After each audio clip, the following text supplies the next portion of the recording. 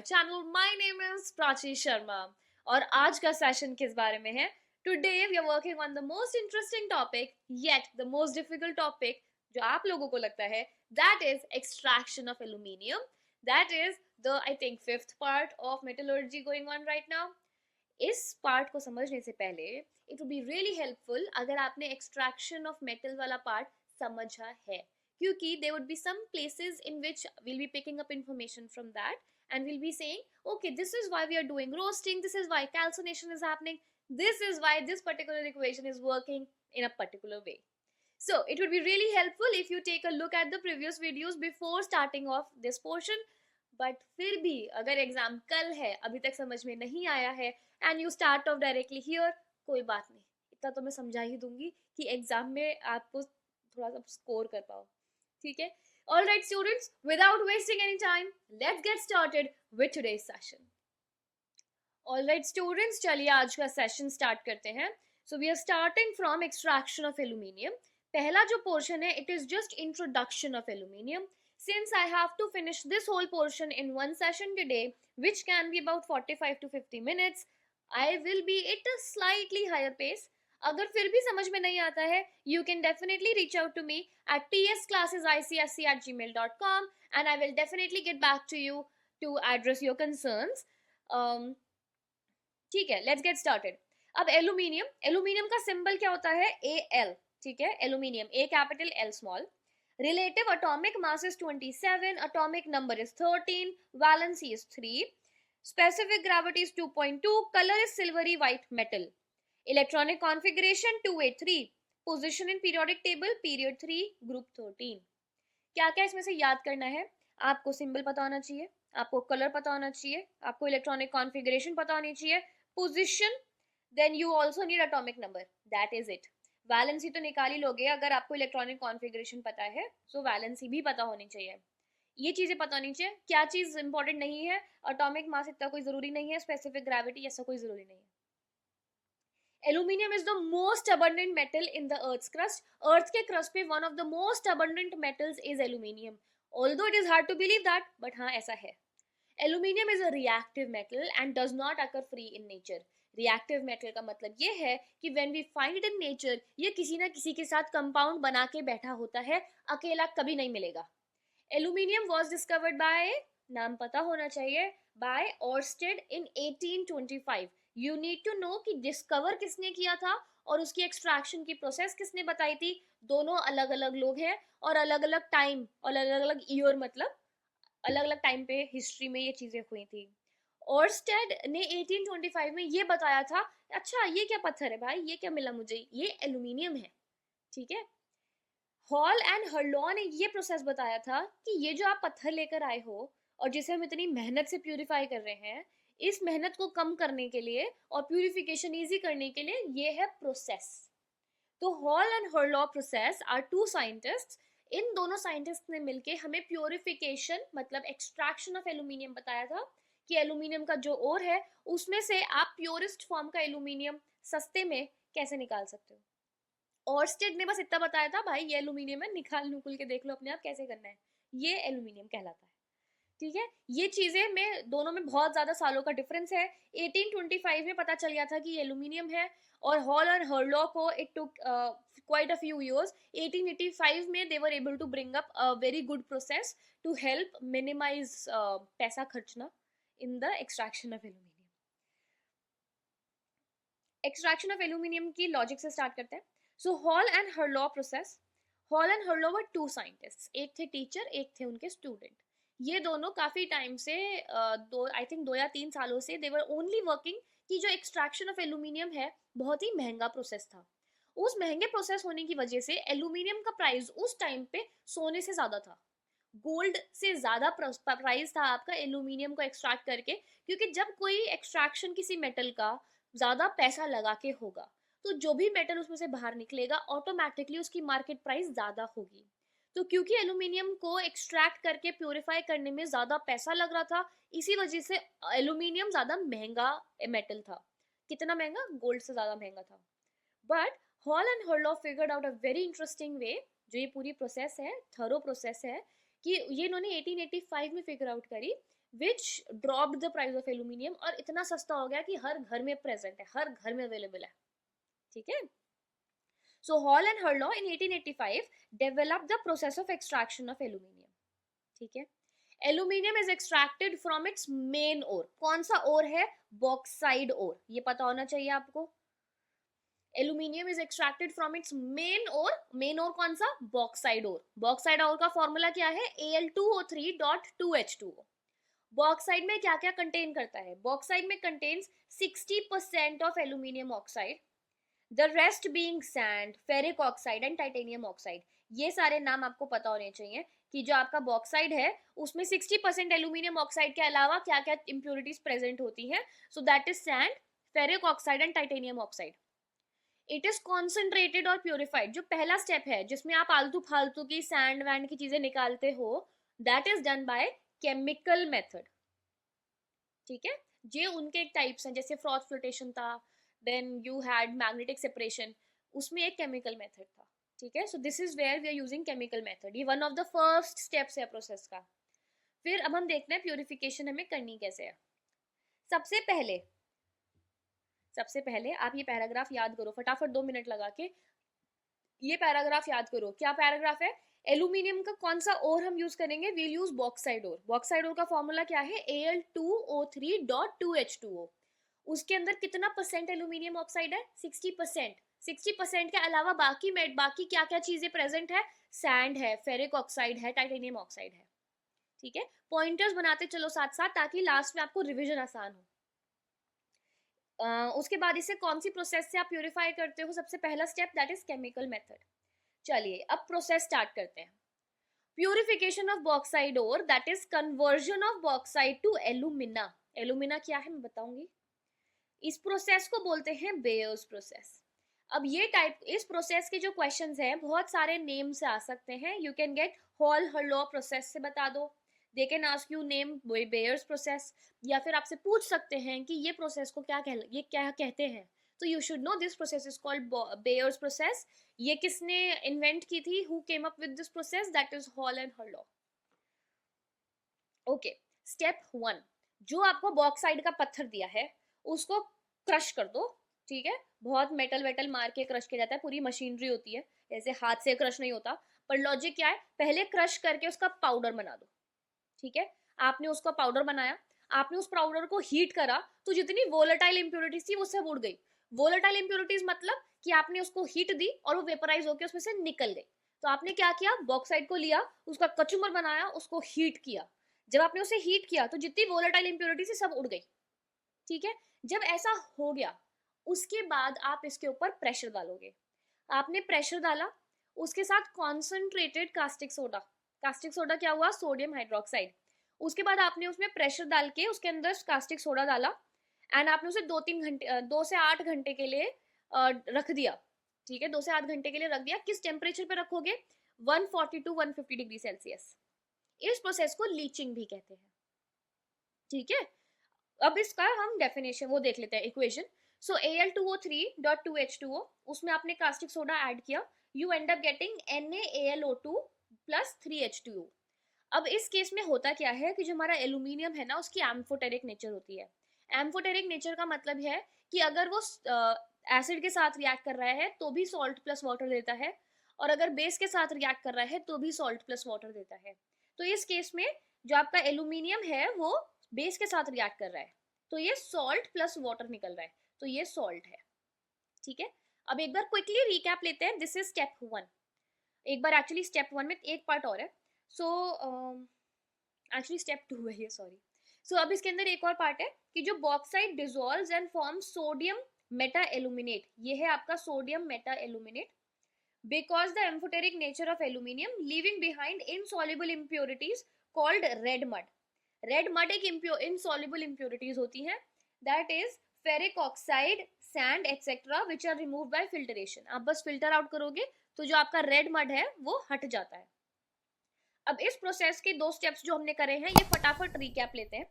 सबसे पहले आपने बॉक्साइड ओर लिया, उसको ग्राइंड किया, आपने उसका फाइन पाउडर बनाया और उसको बिठा के हीट करा। आपने हीट करा तो पहले स्टेप में जो वोलेटाइल इंप्योरिटीज थी वो सारी उड़ गई। दूसरा स्टेप, आपने जो जिसमें से इम्प्योरिटीज उड़ गई, आपने पाउडर को लिया, आपने इसके अंदर थोड़ा सा सोडियम हाइड्रोक्साइड डाला, ऊपर से प्रेशर डाला और 2 से 8 घंटे के लिए रख दिया। किस टेम्परेचर पे रखोगे? 140 टू 150 डिग्री सेल्सियस।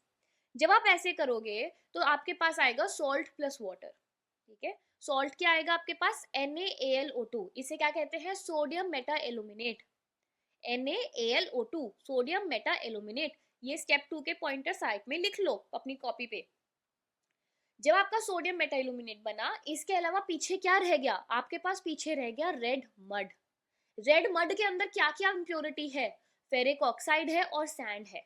ये इनसॉल्युबल इंप्योरिटी है, इसी वजह से बस फिल्टर करके ऐसे इमेजिन करो, बस छान के अलग हो जाएगी, क्योंकि जो आपका सोडियम मेटाल्यूमिनेट बना है वो सॉल्युबल है। वो क्योंकि सॉल्युबल है इसी वजह से आपका वो आपका रह जाएगा। उसके अलावा जो बाकी इनसॉल्युबल इंप्योरिटीज है, स्पेसिफिकली कौन कौन सी? फेरिक ऑक्साइड और सैंड, ये इसे कहते हैं रेड मड। ये छान के मतलब फिल्टर करके अलग हो जाएगी। स्टेप 3, जब आपने सोडियम मेटाल्यूमिनेट को डाइल्यूट किया, कैसे डाइल्यूट करोगे? पानी डाल के। और अब आप टेम्परेचर नीचे लाओगे, कहां तक? 50 डिग्री सेल्सियस तक। It gets it gets hydrolyzed to give aluminium hydroxide as a precipitate। तब आपने क्या किया? ये जो आपका सोल्यूशन बना था ये थोड़ा गर्म था, तो अब आप क्या करेंगे? इसमें थोड़ा पानी डालेंगे, पानी डाल के टेम्परेचर को कम करेंगे। कहाँ तक लाओगे? 50 डिग्री सेल्सियस तक। यहाँ पे आके जो आपका एल्यूमिनियम है ये हाइड्रोलाइज हो जाता है। क्यों हो जाता है? To give you sodium hydroxide as a precipitate. तो एक प्रेसिपिटेट बन जाता है। The other soluble impurities remain dissolved in sodium hydroxide. ठीक है, कहने का मतलब क्या है कि जो आपने सोल्यूशन उठाया था, ठीक है, गर्म वाला जो आपका सोल्यूशन था सोडियम मेटाल्यूमिनेट का, आपने उसके अंदर पानी ऐड किया, उसको ठंडा करा, टेम्परेचर लाए 50 डिग्री सेल्सियस तक। इस पॉइंट पे जो आपका एल्यूमिनियम है वो वाटर के साथ कंबाइन करके प्रेसिपिटेट दे देगा। तो अब जो सोल्यूशन था उसमें से आपका एल्यूमिनियम फिर से अलग हो गया। जब वो फिर से अलग हो गया तो उसके अंदर और इम्प्योरिटी छोड़ दी उसने सोल्यूशन के अंदर। जो उसके अंदर सॉल्युबल इम्प्योरिटीज थी वो भी वो पीछे छोड़ के आया है। ठीक है, so the other impurities which were soluble in the solution will stay with sodium hydroxide। तो अब आपके पास इक्वेशन क्या बनी? आपके पास था NaAlO2, उसके अंदर आपने पानी ऐड किया, आपके पास था आया सोडियम हाइड्रोक्साइड। इस सोडियम हाइड्रोक्साइड के अंदर आपकी इंप्योरिटीज जो सॉल्युबल थी वो यहीं रह जाएंगी, और जो आपका एल्यूमिनियम है वो ऑक्साइड हाइड्रोक्साइड बना लेगा विच इज अ प्रेसिपिटेट। ठीक है, अब प्रेसिपिटेट को आप फिर से छान के अलग कर सकते हो। ठीक है, क्योंकि प्रेसिपिटेट है। The precipitate is filtered, washed, dried and ignited. ये आपने जो प्रेसिपिटेट आपके पास आया ये थोड़ा सॉलिड प्रेसिपिटेट है, आपने इसे निकाला, इसको धोया, इसको वॉश किया, ड्राई किया, सब किया। उसके बाद आपने इसे दोबारा से गर्म करना स्टार्ट किया। अब आप क्या करेंगे? Now you will take it up to 1000 degree Celsius. 1000 degree Celsius तक जाके आपको क्या मिलेगा? एल्यूमिना। एल्यूमिना मतलब एल्यूमिनियम ऑक्साइड। ठीक है, सो AlOH होल थ्राइस को आपने हीट किया 1000 डिग्री सेल्सियस तक, तो you and up getting Al2O3 plus पानी बाहर आ गया उससे। ठीक है, और आपका टारगेट था एक बार ऑक्साइड तो बने, ऑक्साइड के आगे तो पूरा प्रोसेस कर लेंगे हम, पहले ऑक्साइड तक तो पहुंचे। आई बात समझ? The filtrate containing sodium hydroxide is again used to extract aluminium from oxide. जो आपके पास सोडियम हाइड्रोक्साइड बचा है it can be used again to extract aluminium from bauxite. Aluminium oxide due to its, अब जो आपका एल्यूमिनियम ऑक्साइड बना है अब ऑक्सीजन को उसमें से निकालना है, पर वो काम इतना आसान नहीं है, क्योंकि एल्यूमिनियम बहुत ही शातिर है, उसकी बहुत ही अच्छी दोस्ती है ऑक्सीजन के साथ। आप रेगुलर रिड्यूसिंग एजेंट्स के साथ उसको रिड्यूस नहीं कर सकते। कौन से रिड्यूसिंग एजेंट्स है रेगुलर वाले? कार्बन, कार्बन मोनोऑक्साइड या हाइड्रोजन। तो aluminium oxide due to its great affinity for oxygen is a very stable compound. बहुत तसल्ली से बैठा है, उसे जरूरत ही नहीं उससे अलग होने की। हमें जरूरत है कि उनकी दोस्ती टूटे, उसे कोई जरूरत नहीं है। It is not reduced easily by common reducing agents like carbon, carbon monoxide या hydrogen. Hence electrolytic reduction was chosen as a method of reducing alumina. तो इसके बाद की जो प्रोसेस है इलेक्ट्रोलिटिक रिडक्शन है। ठीक है, इलेक्ट्रोलिटिक रिडक्शन एक अपने आप में कहानी है, वहां हम आएंगे, पर फटाफट आप ये वाला पार्ट फिर से देख लीजिए। ठीक है, बिल्कुल अपने आपके टिप्स पे होना चाहिए, और साथ में नोटबुक में आप अपने हिसाब से पॉइंटर्स बना के चल सकते हो ताकि आपको याद करने में आसान हो, क्योंकि आपके नोट्स आप ही अच्छे से समझ सकते हो और किसी को समझ में नहीं आएंगे इतने अच्छे से, और आप ही को सबसे ज्यादा फायदा होगा। सबसे पहली बात, एल्यूमिनियम को डिस्कवर किसने किया था? ओर्स्टेड ने किया था। मेरे साथ रिपीट करते चलो। कब करा था? 1825 में करा था। एक्सट्रैक्शन कौन से साइंटिस्ट ने किया है? हॉल एंड हर्लॉ ने। कब करा है? 1885 में करा है।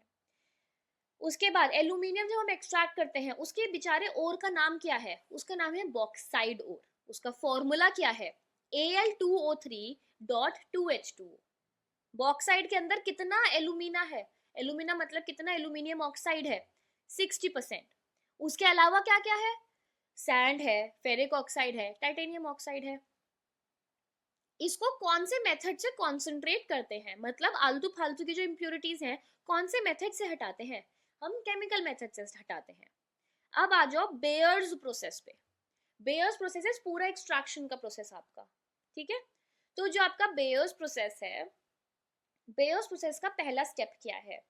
बेयर्स प्रोसेस इज, आप जो आपका बॉक्साइड है, बॉक्साइड को लेके एल्यूमिनियम ऑक्साइड तक पहुंचाना, मतलब एल्यूमिना तक पहुंचाना, इसको आपका बेयर्स प्रोसेस कहते हैं। उसके बाद वहां ऑक्साइड से उसको रिड्यूस करना, उसको कहते हैं हॉल हर्लॉ प्रोसेस। ठीक है, टू डिफरेंट प्रोसेसेस है, पर आपको समझ में आनी चाहिए। क्यों बता रही हूँ मैं? क्योंकि कोई भी नाम से पूछा जा सकता है। सो जो बेयर्स प्रोसेस है वो है आपके बॉक्साइड से लेके आपके एल्यूमिनियम ऑक्साइड तक पहुंचना। हॉल हर्लो प्रोसेस है एल्यूमिनियम ऑक्साइड से लेके उसको 99.9% प्यूरिफिकेशन तक पहुंचाना। आई बात समझ? तो अब इस केस में हम सबसे पहला स्टेप क्या करेंगे? जो आपका बॉक्साइड आपको दे दिया, बॉक्साइड एक पत्थर है, आपको हाथ में पकड़ा दिया, सबसे पहले आप क्या करोगे? पूरा प्रोसेस अपने दिमाग में इमेजिन करो। आपके हाथ में एक बॉक्साइड का पत्थर दिया, आप क्या करोगे? उसको ग्राइंड करो, क्रश करो, एक बर्तन में उसे गर्म करने रख दो। उसे गर्म करके क्या फायदा हुआ? जितनी भी वोलेटाइल इंप्योरिटीज थी वो उड़ गई। अब इस बर्तन में क्या करोगे? अब इस बर्तन में आप सोडियम हाइड्रोक्साइड ऐड करोगे। सोडियम हाइड्रोक्साइड ऐड करा, उसके बाद ऊपर से उस पर प्रेशर डाला। ठीक है, प्रेशर डाल के उसको 2 से 8 घंटे के लिए आपने रख दिया। कितने टेम्परेचर पे रखोगे? 140 टू 150 डिग्री सेल्सियस। इस प्रोसेस को हम बोलते हैं लीचिंग। अब फटाफट इसकी इक्वेशन लिख के देखो।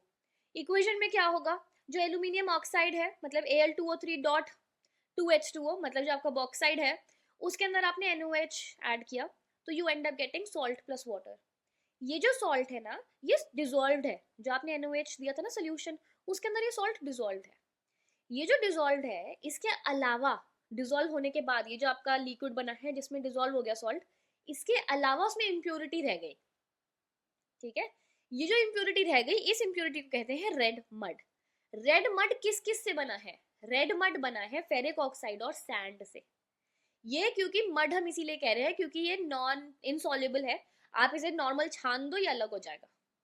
अब आपके पास क्या बचा? आपके पास एक लिक्विड बचा है जिसके जो एक सॉल्ट उसके अंदर घुला हुआ है। सोडियम हाइड्रोक्साइड था, उसके अंदर आपका एक सॉल्ट मिक्स हुआ हुआ है, ये आपके पास बचा है। ठीक है, अब आप इस बचे हुए को क्या करोगे? इमेजिन आपके पास ग्लास है, उसके अंदर ऐसे ये लिक्विड है। ठीक है, अब आप इस बचे हुए लिक्विड का क्या करोगे? अब आप इसके अंदर पानी डालो। आपने इसके अंदर पानी डालना शुरू करा, टेम्परेचर को ठंडा किया, कहाँ तक? 50 डिग्री तक लिया है।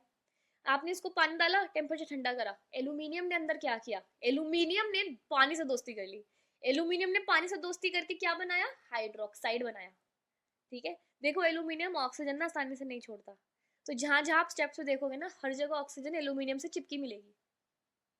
ठीक है, अगर आसानी से छोड़ ही देता तो एल्यूमिनियम की एक्सट्रैक्शन तो ईजी नहीं हो जाती। वो नहीं छोड़ेगा अपनी दोस्ती को। तो अब क्या हुआ? जो आपका ये सोल्यूशन था, आपने उसके अंदर पानी और ऐड कर दिया, आपने उसे ऐसे हिलाया, तो जो एल्यूमिनियम था पानी से दोस्ती करके सॉलिड हो गया, और सॉलिड होके ना नीचे बैठ गया। और जो बाकी इम्प्योरिटीज थी वो इसमें डिजोल्व ही रह गई। तो आपने उन पानी को फेंक दिया कि भाई जो मुझे चाहिए था वो तो नीचे सॉलिड है। अब इसकी इक्वेशन क्या हुई? On diluting sodium meta aluminate with water, आपने पानी ऐड किया, कहां तक? 50 डिग्री सेल्सियस तक। It get hydrolysed to give aluminium hydroxide as a precipitate, नीचे बैठ गया, और उसके अलावा जो इम्प्योरिटीज थी वो पानी में घुली ही रह गई, आप उसे फेंक दो। ठीक है, अब इस इक्वेशन को कैसे लिखेंगे? आपके पास था सोडियम मेटा एल्यूमिनेट, आपने पानी उसमें ऐड किया, तो जो सोडियम हाइड्रोक्साइड था इसके अंदर इम्प्योरिटी डिसॉल्व रह गई, और ये आपका इंपॉर्टेंट पार्ट है, AlOH होल थ्राइस, ये आपका प्रेसिपिटेट है। तो आप इसे ही अब अगले स्टेप पे लेके जाओगे। अब आपने क्या करा, ये आपका सॉलिड था, आपने इसे धोया, साफ करा, ड्राई करा, बड़े प्यार से इसको देखा और इसका कहा भाई अब मैं इसे गर्म करके देखता हूँ। अब आप इसे फिर से गर्म होने रखोगे, पर इस बार आप बहुत हाई टेम्परेचर तक गर्म करोगे। इस बार आप उसे 1000 डिग्री सेल्सियस तक गर्म करोगे। जब आप 1000 डिग्री सेल्सियस तक गर्म करोगे तो जो एल्यूमिनियम ऑक्साइड के साथ जो वाटर है वो भी सेपरेट हो जाएगा, पानी निकल जाएगा। You and up with alumina. Alumina मतलब Al2O3, एल्यूमिनियम ऑक्साइड, और पानी अलग हो गया। ठीक है, सो AlOH होल थ्राइस को आपने हीट किया 1000 डिग्री सेल्सियस तक, you and up getting Al2O3.3H2O। ये हो गया आपका एलुमिना। अब जो ये एलुमिना है, मतलब एल्यूमिनियम ऑक्साइड है, it has a great affinity, बहुत अच्छी स्ट्रॉन्ग दोस्ती है ऑक्सीजन के साथ, बहुत ही स्टेबल कंपाउंड है, इसे कोई जरूरत नहीं पड़ी ऑक्सीजन से अलग होने की। तो इसीलिए जो रेगुलर रिड्यूसिंग एजेंट्स हैं कौन कौन से हैं, you have carbon, carbon monoxide, hydrogen, ये इनसे तो रिड्यूस हो ही नहीं सकता। ठीक है, इसी वजह से हमें एक अलग से पूरा प्रोसेस करना है, that is electrolytic reduction to reduce alumina. Reduction का मतलब उसमें से अब ऑक्सीजन को हटाने का टारगेट है। यहां तक समझ में आया? अब आगे आ जाइए, difficulty faced in obtaining aluminium from alumina. अब जो डिफिकल्टी पार्ट था ना वो यहाँ से था, जो हमारी हिस्ट्री में प्रॉब्लम चल रही थी ना जिसमें ज्यादा पैसे खर्च हो रहे थे, वो इसके आगे की प्रोसेस में खर्च हो रहे थे। जो वो लोग इलेक्ट्रोलिटिक रिडक्शन कर रहे थे तो उसमें क्या होता था, टेम्परेचर ज्यादा देने की वजह से पूरा एल्यूमिनियम पिघल जाता था। ठीक है, तो जो वो पूरा एल्यूमिनियम ऑक्साइड है वो पिघल जाता था और फिर वेपराइज होने लगता था। तो इंस्टेड क्या वो एल्यूमिनियम कलेक्ट कर पाए, जब एल्यूमिनियम वेपराइज हो रहा है तो उसको कलेक्ट करना ज्यादा एक्सपेंसिव प्रोसेस था। ठीक है, so electrolytic reduction can be done in molten state only. आप इसे पिघली हुई स्टेट में ही कर सकते हो। Alumina melts at approximately 2050 degree Celsius, मतलब 2050 डिग्री पे जाके एल्यूमिनियम मेल्ट हो रहा था। At this temperature aluminium vaporises. जब इस टेम्परेचर पे जाके वो मेल्ट हो रहा था, इतना हाई टेम्परेचर था कि वेपराइज होने लगता था। So it was not easy to collect aluminium. पहले तो उतना टेम्परेचर तक लेके जाओ, वो इतना एक्सपेंसिव प्रोसेस, इतना आपको एक्सटर्नल हीटिंग देनी है, इतना एक्सपेंसिव प्रोसेस, और जब उस टेम्परेचर तक पहुंचा भी तो वहां जाके एल्यूमिनियम वेपराइज होने लगा। अब उसे कलेक्ट करने के लिए अलग से अपरेटस लगाओ, वो भी एक्सपेंसिव हो जाता था। ठीक है, so this difficulty was removed. यही डिफिकल्टी को टारगेट करा था किसने, हॉल एंड हर्लॉ ने। So the difficulty was removed by hall, who found a suitable solvent. उसने एक ऐसा सॉल्वेंट बनाया, जो एल्यूमिनियम ऑक्साइड आपको मिला है उसके अंदर उसने ऐसे सॉल्वेंट्स मिक्स करे जिसकी वजह से मेल्टिंग पॉइंट कम हो गया। ठीक है, जब मेल्टिंग पॉइंट कम हो गया तो इजीली आपका एल्यूमिनियम आप कलेक्ट कर पाओगे, पैसा कम लगेगा, टेम्परेचर दे बढ़ाने के लिए आपका पैसा कम लगेगा, इसी वजह से पूरा प्रोसेस सस्ता हो गया। ठीक है, अब देख लेते हैं। Okay, in another ore of aluminium, ठीक है, क्रायोलाइट, दैट इज Na3Alf6। थोड़ा सा जूम इन कर देती हूँ। When he applied the current to the molten mixture of alumina, 20% alumina लिया, cryolite लिया 60% and calcium fluoride लिया 20%, he saw some shining globules of aluminium।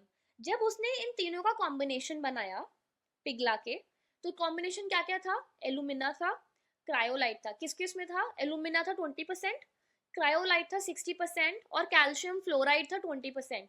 जब इन तीनों का उन्होंने मिक्सचर को पिघलाया और उन्होंने पूरा प्रोसेस किया तो उन्होंने देखा कि कैथोड पे एल्यूमिनियम के ग्लोब्यूल्स बनने स्टार्ट हो गए, and this was super exciting, क्योंकि वो इसके लिए कितने टाइम से मेहनत कर रहा था, यही तो उसको चाहिए था। तो जैसे ही उसे ये दिखा, वो भागता हुआ गया अपनी टीचर के पास एंड ही वाज लाइक सारी मेहनत वसूल हो गई भाई, देखो क्या चल रहा है यहाँ पे, एल्यूमिनियम कलेक्ट हो रहा है। He got elated over the success of his 3 years concerted efforts and immediately ran excitedly to his professor and presented to him the few small pieces of the metal he had collected. It was February 23rd, 1886. Hall's discovery revolutionized the aluminium industry. Aluminium, which was once a costlier and rarer metal than gold, became a cheap metal to of common use in every household। आई बात समझ? ठीक है, अब आपको बात आगे समझनी है, जो आपका हॉल हर्लॉ प्रोसेस है, हॉल हर्लॉ प्रोसेस में जो आपको मेन बात समझनी है वो ये है कि जब हम उसका सोल्यूशन यूज करते हैं, मैंने आपको इलेक्ट्रोलिसिस में इलेक्ट्रो रिफाइनिंग बताई थी, तो उसमें हम एक्सट्रैक्शन ऑफ मेटल्स में मेटल को रिफाइन करते हैं। काफी सिमिलर प्रोसेस है, थोड़ा सा सेटअप फर्क है बट बिल्कुल सिमिलर प्रोसेस है। I am sorry about that. बिल्कुल सिमिलर प्रोसेस है, आपके सेटअप में डिफरेंस है, ठीक है। और जो आपका जो अंदर का इलेक्ट्रोलाइट है जिससे आप पिघला के प्रोसेस को करोगे, वो जो इलेक्ट्रोलाइट आप यूज करोगे मेल्ट करके, उसके कॉन्सेंट्रेशन में डिफरेंस है। मतलब एल्यूमिना 20%, क्रायोलाइट आप 60% लोगे, कैल्शियम फ्लोराइड 20%। यही कॉम्बिनेशन बेस्ट काम करेगा। सबके फॉर्मूला आपको पता होने चाहिए, आपको रेशो पता होना चाहिए, ठीक है। Are you ready to start the process now? चलिए, अगर अभी तक फोकस नहीं कर पा रहे थे, अब वापस अपना फोकस लाएं और कंसंट्रेशन के साथ हॉल हर्लॉ प्रोसेस को आगे समझने की कोशिश करें। Electrolytic reduction of fused alumina, fused का मतलब पिघला हुआ alumina. Hall Heroult process. Electrolytic cell, electrolytic cell का मतलब जो आप रेक्टेंगुलर आयरन टैंक यूज कर रहे हो। मैं आपको एक्सप्लेन करती हूँ। पहले इलेक्ट्रोलिटिक सेल्स हम पढ़ लेते हैं। Rectangular iron tank with sloping bottom. तो जो आपका टैंक है ना आयरन का, वो इस तरीके का टैंक है, स्लोपिंग बॉटम। स्लोपिंग बॉटम क्यों? जैसे जैसे यहाँ एल्यूमिनियम कलेक्ट होना स्टार्ट होगा, वो यहाँ से पिघल, क्योंकि मोल्टन स्टेट में आ रहा है, तो वो यहाँ से कलेक्ट होता रहेगा। यहाँ पे थोड़ी सी ओपनिंग लगाएंगे, एक टैप लगाएंगे, और यहाँ से जो भी आपका कलेक्शन है एल्यूमिनियम बाहर निकलता रहेगा। तो आपका जो रेक्टेंगुलर टैंक है वो स्लोपिंग बॉटम का है। The sloping bottom of the tank facilitates the removal of molten aluminium. The tank is lined with gas carbon. जो आपका जो एल्यूमिनियम है, it is lined with gas carbon. सब क्यों है मैं आपको डिटेल बताऊंगी। अब जो इलेक्ट्रोलाइट हम यूज कर रहे हैं, ये सबसे मेन चीज है, इसी में क्वेश्चन बहुत पूछे जाते हैं। It is a mixture of molten alumina, कितना 20%, क्रायोलाइट 60%, फ्लोर्स पर 20%। जो आपका कैल्शियम फ्लोराइड है उसे फ्लोर्स पर कहते हैं। Powdered Coke is sprinkled over the surface of the electrolyte. तो जो आपका ये टैंक है ना, मान लो ये टैंक है, इसके अंदर आपका इलेक्ट्रोलाइट है, उसके ऊपर से ना कोक का जो आपका कोक है, पाउडर्ड कोक, वो स्प्रिंकल किया जाता है। वो इसलिए स्प्रिंकल किया जाता है ताकि जो हीट आप इतनी मेहनत से उसे दे रहे हो ना, हीट का लॉस नहीं होना चाहिए। उस हीट को सोल्यूशन में ही ट्रैप करने के लिए आप ऊपर से जो आपका पाउडर्ड कोक है उसको स्प्रिंकल करते हो। अब इसमें से क्वेश्चन कैसे आ सकते हैं, दे कैन आस्क यू कि इलेक्ट्रोलाइट में आप क्या क्या यूज कर रहे हो, तो आपको नाम भी पता होना चाहिए और परसेंटेज भी पता होना चाहिए और फॉर्मूला भी पता होना चाहिए। या फिर they can ask you the ratio. Ratio बहुत कम स्टूडेंट्स को पता होता है। Ratio is 1:3:1, 20% is to 60% is to 20%। तो जो रेशो इसका आता है दैट इज 1:3:1, ठीक है। टेम्परेचर हम कहां तक लेके जा रहे हैं? The molten electrolyte is kept at 950 degree Celsius. तो अगर मैं आपसे पूछूं कि इस इलेक्ट्रोलाइट को यूज करने से टेम्परेचर में क्या फायदा मिला आपको, तो सबसे ज्यादा बड़ा फायदा आपको यही मिला है कि पहले आपको एल्यूमिनियम को 2050 मतलब 2050 डिग्री सेल्सियस तक गर्म करना पड़ता था। अब 950 में ही आपका काम हो रहा है। समझ रहे हो? आपका आधे में ही काम हो रहा है, तो क्यों नहीं करें? ठीक है। तो ये टेम्परेचर आपको पता होना चाहिए, टेम्परेचर में वेरिएशन भी पता होना चाहिए। अब voltage used 5 to 6 volts. A low voltage is used to avoid decomposition of the molten cryolite. ज्यादा इलेक्ट्रिसिटी पास करोगे, ज्यादा वोल्टेज होगी, तो क्रायोलाइट भी कब तक उसको मैनेज कर पाएगा, वो भी डिकम्पोज होने लगेगा, वो हमें नहीं चाहिए, ठीक है। तो इसी वजह से टू अवॉइड दैट हम 5 to 6 volts of electricity pass करते हैं। अब आप ये सेटअप देख लीजिए, ये है आपका सेटअप। जो बॉटम है ये है आपका स्लोपी बॉटम, अगर आप देख रहे हो ये, ठीक है। इस स्लोपी बॉटम पे आपका एल्यूमिनियम कलेक्ट होता है और वो धीरे धीरे स्लोप से इस कैप से यहाँ पे कलेक्ट हो जाता है, ठीक है। जो आपका कैथोड है, अगर आप इस कैथोड को देखें, ये कैथोड ना इस टैंक की पूरी लाइनिंग ही बना रखी है उन्होंने, अलग से कैथोड ऐड कर, मतलब कहीं पे लटका हुआ नहीं है इसमें कैथोड। जो आपका जो टैंक की लाइनिंग है ना, उसी को कैथोड बना रखा है। उसको कैथोड क्यों बना रखा है? क्योंकि अगर कैथोड उसकी लाइनिंग है तो एल्यूमिनियम वहीं डिपॉजिट हो जाएगा ना, एल्यूमिनियम कहीं और कलेक्ट नहीं होगा, उसकी लाइनिंग पे डिपॉजिट होगा नीचे, क्योंकि मोल्टन स्टेट है, नीचे तक आएगा, टैप से हम कलेक्ट कर लेंगे। आगे बात समझ। और जो आपका एनोड है ये है आपकी ग्रेफाइट रॉड्स। सॉरी ग्रेफाइट की शीट्स है, नॉट रॉड्स, शीट्स। आई बात समझ? अंदर जो आपका जो कैथोड है ना, ये कार्बन लाइनिंग कैथोड है, कार्बन है जिसकी आप कैथोड जो आप कैथोड यूज कर रहे हो, तो कार्बन लाइनिंग कैथोड। एनोड किसका यूज कर रहे हो आप? ग्रेफाइट का यूज कर रहे हो। कैथोड किसका यूज कर रहे हो? कार्बन लाइनिंग का यूज कर रहे हो। इलेक्ट्रोलाइट कौन सा यूज कर रहे हो? इलेक्ट्रोलाइट बताओ कौन सा यूज कर रहे हो, लिखो अपने कॉपी में कौन सा यूज कर रहे हो। मोल्डन एल्यूमिनियम आप स्लोप की हेल्प से कलेक्ट कर रहे हो, ठीक है। अब फटाफट इसके रिएक्शंस देख लेते हैं। अगर कुछ भी नहीं समझ में आना तो पूछ लेना, इन चीजों को डाउट में मत छोड़ना, ये बहुत इंपॉर्टेंट चीजें हैं। अब रिएक्शंस पे आते हैं। क्रायोलाइट का फॉर्मूला है Na3Al(F6). जब ये ब्रेक डाउन होगा तो आपको मिलेगा Na+Al3+ और फ्लोरीन F। उसके बाद जब आपका कैल्शियम फ्लोराइड है जिसे कहते हैं फ्लोर्सपर, दैट इज CaF2। जब ये ब्रेक डाउन होगा तो कैल्शियम और फ्लोरीन मिलेगा। जब एल्यूमिना ब्रेक डाउन होगा तो एल्यूमिनियम और ऑक्सीजन मिलेगा, ठीक है। ऑल राइट, जब हम पॉजिटिव आयंस की बात करें तो पॉजिटिव आयंस कौन कौन से हैं? सोडियम है, एल्यूमिनियम है, कैल्शियम है और एल्यूमिनियम दोबारा, मतलब एल्यूमिनियम है। तो इस केस में जो आपका एल्यूमिनियम है उसको प्रेफरेंशियल डिस्चार्ज मिलेगा क्योंकि वो इलेक्ट्रोकेमिकल सीरीज में नीचे लाई करता है बाकी पॉजिटिव आयन से, ठीक है। और आपके पास नेगेटिव कौन कौन से हैं? नेगेटिव में आपका ऑक्सीजन है और फ्लोरीन है, इन दोनों में आपके ऑक्सीजन को प्रेफरेंशियल डिस्चार्ज मिलेगा, ठीक है। So positive ions formed in the solution are sodium, calcium, aluminium, while negative ions formed are fluorine and oxygen. Aluminium being lower in the electrochemical series is preferentially discharged at the cathode while oxygen at the anode. अब इस case में क्या होता है कि oxygen आपकी anode पे, मतलब यहाँ ऑक्सीजन डिस्चार्ज होती है, ये जो ग्रेफाइट है ना, पर क्या होता है ना, ग्रेफाइट ऑक्सीजन से ऑक्सीडाइज हो जाता है। तो ग्रेफाइट है कार्बन, उसके पास ऑक्सीजन आ गई तो वो ऑक्सीडाइज हो जाता है, वो कार्बन मोनोऑक्साइड बना देता है, ठीक है। Actually carbon dioxide, carbon monoxide नहीं, ठीक है। कार्बन ऑक्सीडाइज हो जाता है और carbon mono why am I saying monoxide, carbon dioxide बना देता है। तो जो आपका फाइनल आउटपुट गैस है आपकी ग्रेफाइट की रॉड्स पे, वो कार्बन डाइऑक्साइड है। पहले ऑक्सीजन रिलीज होती है, ऑक्सीजन आपके ग्रेफाइट रॉड्स को ऑक्सीडाइज कर देता है और कार्बन डाइऑक्साइड बना देता है। Now let's look at the equations. Cathode जो है आपकी, कैथोड है क्या? Inner carbon lining. और कैथोड पे होगा क्या? Al3+ प्लस 12 इलेक्ट्रॉन्स, क्योंकि हम 4 ले रहे हैं, 4 आयन ले रहे हैं, ठीक है।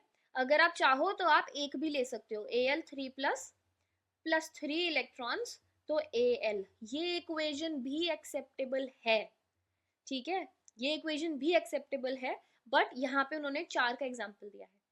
तो 4 एल्यूमिनियम के आयंस, जब आपके 4 एल्यूमिनियम के आयंस होंगे, इस पूरी इक्वेशन को 4 से मल्टीप्लाई कर दो, तो 4 एल्यूमिनियम के आयंस होंगे plus 12 electrons gives you 4 aluminium के एटम्स। एनोड पे क्या होगा? Thick rods of graphites are suspended into the fused electrolyte.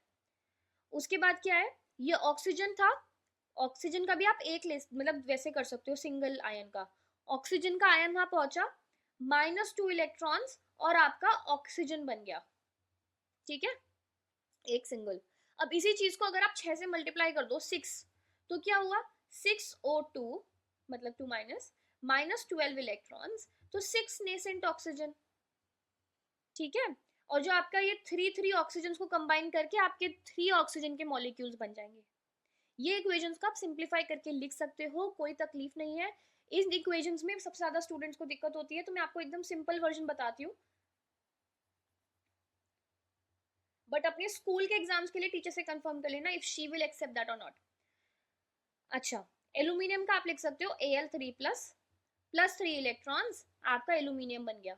इस केस में ऑक्सीजन के में लिख सकते हो O2 -2 इलेक्ट्रॉन्स और आपका ऑक्सीजन बन गया। अब ऑक्सीजन प्लस ऑक्सीजन करके आप O2 बना सकते हो, दिस इज ऑल्सो एक्सेप्टेबल, ठीक है, सिंपल भी रख सकते हो।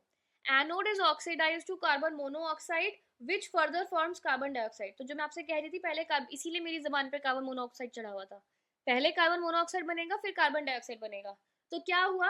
पहले ऑक्सीजन बना, उसके बाद कार्बन मोनोऑक्साइड बना, उसके बाद कार्बन डाइऑक्साइड बना, तो C plus O2 gives CO, उसके बाद CO plus O2 gives CO2, फिर बैलेंस कर लेना, आगे बात समझ? बहुत सिंपल इक्वेशन है, एक बार प्रैक्टिस करोगे तो आ जाएंगी. The anode has got to be replaced from time to time. Anode को हमें रिप्लेस क्यों करना पड़ता है? क्योंकि वो ऑक्सीडाइज होता रहता है. जब थोड़ा टाइम हो गया और ऑक्सीडेशन होती रही, उसके बाद आपको ग्रेफाइट को चेंज करना पड़ेगा. ग्रेफाइट की जो आपकी रॉड्स है उन्हें चेंज करना पड़ेगा. When the supply of alumina decreases, जैसे ही एलुमिना की जो क्वांटिटी है आपके इलेक्ट्रोलाइट में जैसे ही वो कम होती है, तो वोल्टेज एकदम से जंप होती है फ्रॉम 40 टू 60 डिग्रीज. तो इस चीज को आइडेंटिफाई करने के लिए साइंटिस्ट्स ने वहां एक बल्ब लगा रखा है. जैसे ही वो बल्ब की ब्राइटनेस बढ़ती है, वो और एलुमिना उसमें ऐड कर देते हैं. आई बात समझ? So when the supply of alumina decreases, the voltage suddenly jumps from 40 to 60 volts. If a bulb is attached to the apparatus, it will glow brightly. और जैसे ही वो brightly glow करता है, fresh alumina हम उसमें add कर सकते हैं. इस प्रोसेस से जो एल्यूमिनियम आपको ऑब्टेन होता है, दैट इज 99.8% प्योर. कितना? 99.8% प्योर. इसके आगे भी एक प्योरिफिकेशन होती है, बट वो हमारे सिलेबस में नहीं है, तो कंग्रेचुलेशन. बट इसके आगे भी होती है ताकि यू गेट 99.9% प्योरिटी. मतलब इलेक्ट्रोलिसिस ही करते हैं आगे. ठीक है, दोबारा से इलेक्ट्रोलिसिस करते हैं. Further purification can be done by electrolysis. अब नोट इज इंपॉर्टेंट, क्योंकि नोट में हम सारी रीजनिंग देखेंगे कि किस चीज को क्यों यूज किया गया है. तो क्रायोलाइट को आप फिर से रिवाइज करो. हमने क्रायोलाइट को क्यों यूज किया? ताकि जो आपका मेल्टिंग पॉइंट था ना, जो मेल्टिंग टेम्परेचर था, वो कम हो जाए. तो पहले 2050 डिग्री सेल्सियस था, क्रायोलाइट की वजह से वो 950 आ गया. So lowers the fusion temperature from 2050 to 950 and enhances conductivity. Now fluorspar and cryolite, इनका combination हम क्यों use करते हैं? क्योंकि they act as a solvent for the electrolytic mixture. जो आपका electrolytic mixture है उसका as a solvent मतलब बन जाता है वो. Increases its conductivity, electricity अच्छे से pass होती है. Since pure alumina is almost non-conductor of electricity, क्योंकि alumina itself इलेक्ट्रिसिटी कंडक्ट नहीं कर सकता, मतलब ऑलमोस्ट नॉन कंडक्टर है, तो उसको हेल्प करने के लिए हम ये कॉम्बिनेशन यूज करते हैं. थर्ड पॉइंट, हम पाउडर्ड कोक ऊपर से स्प्रिंकल क्यों करते हैं? वो पहला पार्ट तो ये है कि हम उसको एक्सेस हीटिंग हमारी लॉस ना हो बाय रेडिएशन, इसलिए. और दूसरी बात, इतनी हीट से जो आपका ग्रेफाइट है वो फायर ना कैच कर ले, so preventing the burning of anode. क्योंकि अगर वो ऊपर से कवर्ड है तो ऑक्सीजन सप्लाई नहीं पहुंचेगी, तो मतलब अगर ऑक्सीजन सप्लाई नहीं पहुंचेगी तो आग नहीं लगेगी. समझ गए? This is Hall Heroult process. यहाँ पे बच्चों को एकदम आफत आती है, तो आई होप आपको समझ में आया हो. नहीं समझ में आया तो बैठे दोबारा से बता देंगे. एक बार क्विकली 5 मिनट्स में रिकैप लेते हैं. हम यहाँ से रिकैप लेंगे क्योंकि इससे पहले का रिकैप हमने ले लिया. अब देखिए कि जब आपके पास एल्यूमिनियम ऑक्साइड पहुंचा, जिसे कहते हैं एल्यूमिना, जब आपके पास एल्यूमिना पहुंचा, आपका टारगेट है उसमें से ऑक्सीजन को अलग करना. पर ये बहुत ही स्ट्रांगली होल्ड करते हैं, बहुत स्टेबल कंपाउंड है. तो अब आप क्या कर सकते हो? आप इलेक्ट्रोलिसिस कर सकते हो, इलेक्ट्रोलिटिक रिफाइनिंग कर सकते हो. तो इस केस में क्या हुआ कि जब हमने एल्यूमिना को हीट करा, तो एल्यूमिना सिर्फ मोल्टन स्टेट में होगा, तभी हम उसको सेपरेट कर पाएंगे. और उसका जो मेल्टिंग पॉइंट था वो था 2050 डिग्री सेल्सियस. पहली बात तो इतना टेम्परेचर मेंटेन रखने के लिए आपको बहुत ज्यादा फ्यूल चाहिए, और उस टाइम पे तो आप लकड़ियां यूज कर रहे हो, XYZ स्टफ यूज कर रहे हो, कोल यूज कर रहे हो, तो आपको एक्सटर्नल चीजें बहुत चाहिए, फ्यूल सप्लाई चाहिए उस टेम्परेचर को मेंटेन रखने के लिए. दूसरी चीज, जब वो उस टेम्परेचर पे पहुंचता था तो एल्यूमिना वेपराइज होके सेपरेट होता था. तो जब वो वेपराइज हो रहा है, फिर आप उसको कलेक्ट करने के लिए एक एक्स्ट्रा एपरेटस यूज कर रहे हो, वो भी एक्सपेंसिव था.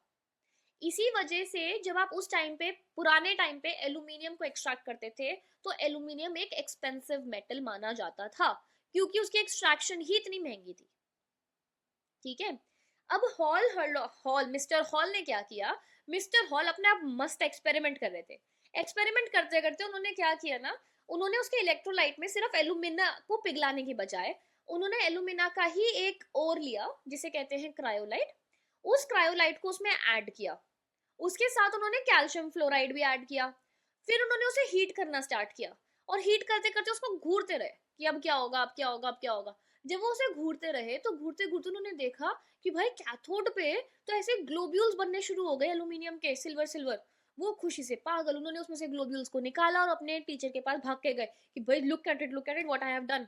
बहुत बहुत अमेजिंग काम किया उन्होंने, क्योंकि वही ग्लोब्यूल्स थे आपके प्योर एल्यूमिनियम के, और ये इस वजह से आपकी जो एंटायर एल्यूमिनियम की प्योरिफिकेशन प्रोसेस थी वो सस्ती हो गई थी। ठीक है, and this was done on February 23, 1886। उसके बाद देख लें कि हॉल हर्लॉक का एग्जैक्टली प्रोसेस क्या फॉलो किया रह गया।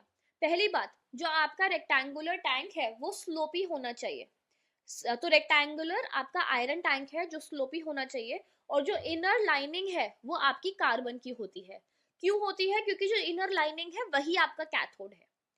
अब जो इलेक्ट्रोलाइट है, जो मेन पार्ट था, जो मेन इनका इनपुट था इसके अंदर हॉल हर्लॉक का, दैट वाज कि हम जो एलुमिना है उसे 20% यूज करेंगे, क्रायोलाइट को 60% यूज करेंगे, और फ्लोर्सपर को 20% यूज करेंगे।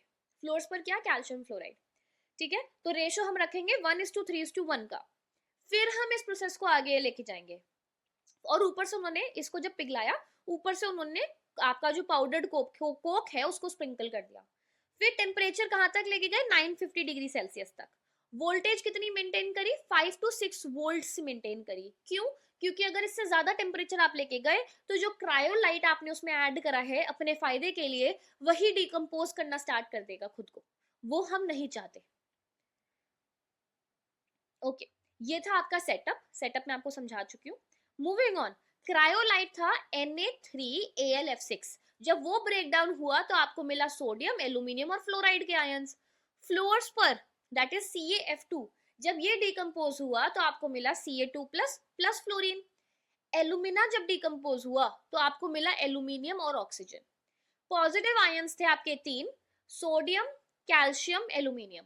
इन तीनों में आपके एल्यूमिनियम को मिलेगा प्रेफरेंशियल डिस्चार्ज, क्योंकि वो इलेक्ट्रोकेमिकल सीरीज में नीचे लाई करता है। सोडियम कैल्शियम ज्यादा रिएक्टिव है, उन्हें प्रेफरेंशियल डिस्चार्ज नहीं मिलता, जो कम होता है रिएक्टिव उसको मिलता है।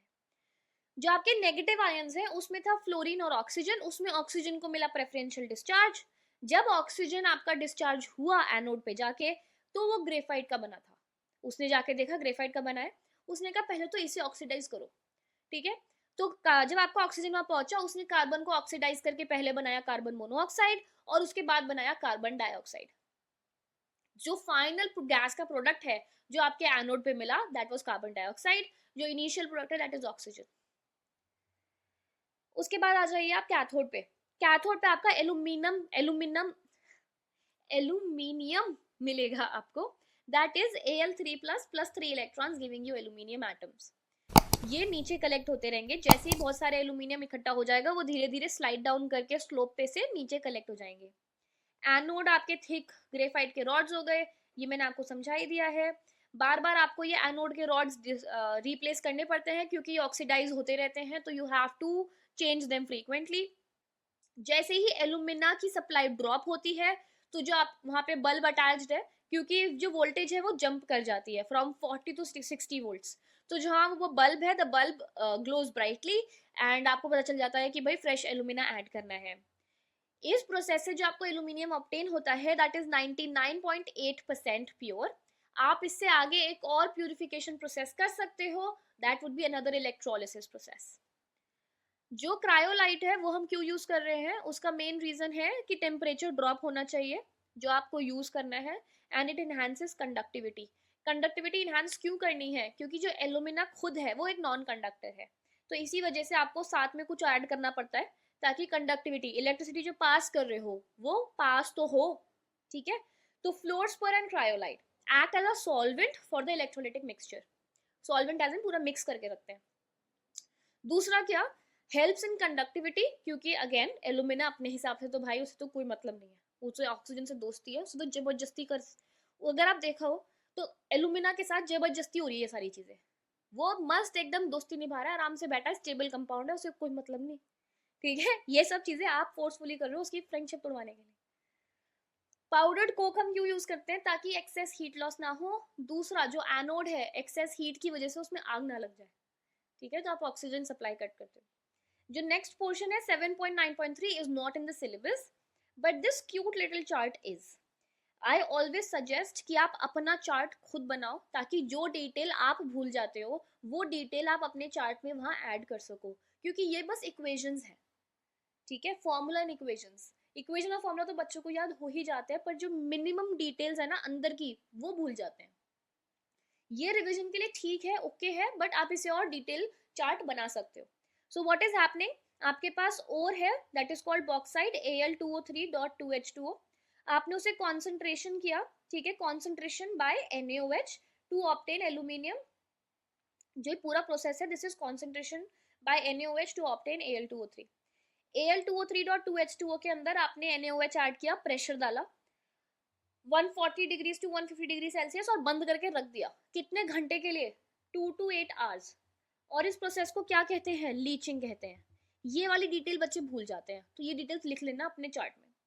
NaAlO2, अब उसके बाद जो ये है, आपने इसको पानी ऐड करा, टेम्परेचर को ड्रॉप करा 50 डिग्री तक। जब आपने ऐसा किया तो जो एल्यूमिनियम था वो पानी के साथ दोस्ती कर लेगा और बाकी बचा हुआ जो इम्प्योरिटीज हैं वो NaOH में ही रह जाएंगी।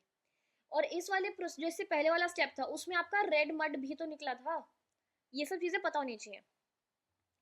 उसके बाद आपका ये हाइड्रोक्साइड था एल्यूमिनियम का। एल्यूमिनियम के हाइड्रोक्साइड को आपने फिर से हीट किया 1000 डिग्री सेल्सियस तक, तो आपको एल्यूमिनियम ऑक्साइड बना प्लस पानी निकल गया।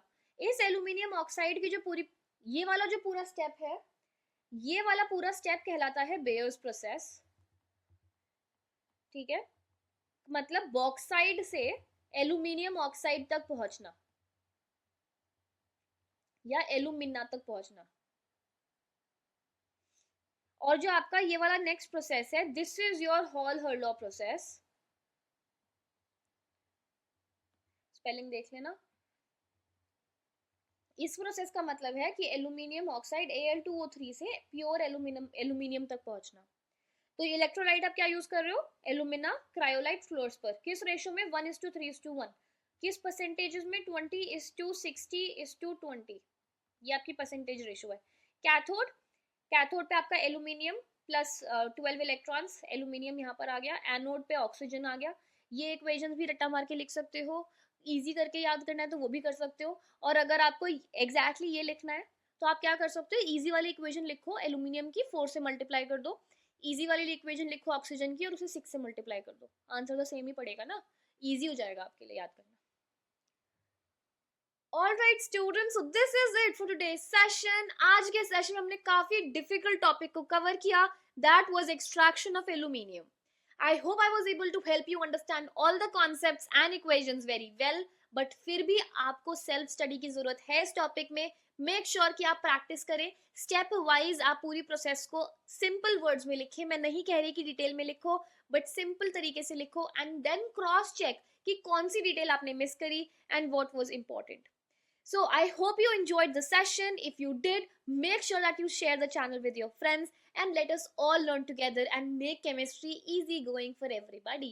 So that's it for today, and we'll catch up in the next session in which we'll work on exercise 7C.